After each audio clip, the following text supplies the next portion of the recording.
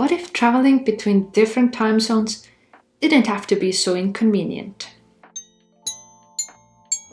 Hi, I'm Maggie. I'm a psychiatrist and I specialize in sleep. Today's video is all about jet lag, how to prevent it and how to reduce it.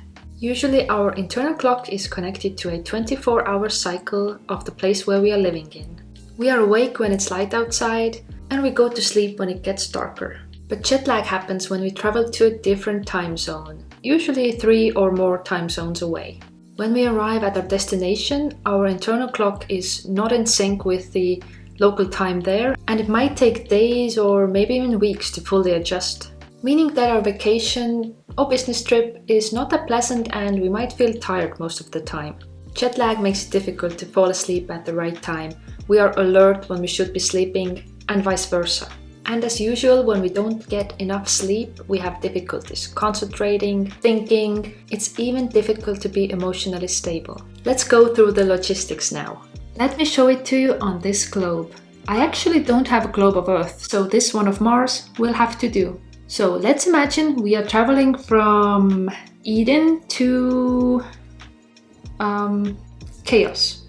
So we're flying from Eden to Chaos, which is west, which is east. So when we're talking about Earth, let's say from the US to Europe. We are not traveling in the same direction as the day or the sun moves. We are moving against the day. When we start from here, the US, let's say at 4 p.m, then there's a 10-hour flight and we reach our destination sometime around 10 a.m. It's good if we got at least some sleep during our flight. But most of the flight was not during the time we usually sleep. 10 a.m. in London would be 2 a.m. in Los Angeles. So the first day in London is going to be a bit rough. Traveling back from Chaos to Eden or London to Los Angeles would be slightly easier because we are moving with the day. So how do we combat jet lag? I have 3 words for you. Routines, routines, and routines. If possible, you can already start to adjust your internal clock a few days before the trip. Slowly change your bedtime, your meal times, and other routines you may have. During the travel, keep yourself hydrated, eat healthy foods, stay away from fast foods and alcohol. Try to get some fresh air and, if possible, move around. When you arrive in your destination, again, think about your routines. Adjust your routines to the times in that time zone. For example, if you are used to eating your breakfast at 7 a.m, then get up at 7 a.m. and eat your breakfast. Our bodies and internal clock are amazing at keeping track of time by using routines. And now, for the most powerful factor of all. Can I get a drum roll? Light. Our internal clock is connected to the daylight cycle. When there's enough light, we are awake and alert. And when it gets darker, our brains release melatonin, and that starts off a long cascade of events that eventually leads to sleep. If you're interested, I can make a longer video about light and how it affects our sleep, because it really is an interesting and long subject. But for now, all you have to know is, in the morning, get as much daylight as you can, and in the evening, slowly start to dim the lights.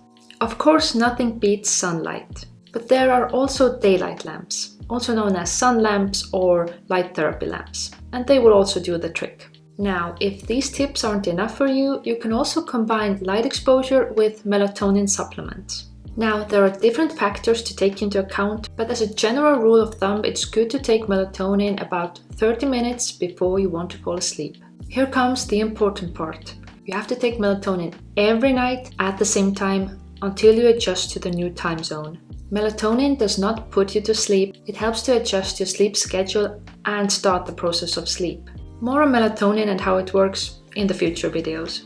When you adjust your routines and light exposure, hopefully it will only take a maximum of 3 days to feel good and start enjoying your vacation or work trip. In addition to having to deal with a new time zone, long distance travel can be really stressful. All the waiting in airports, security lines, sitting for hours on the airplane. That is why it is even more important to rest and get a good night's sleep.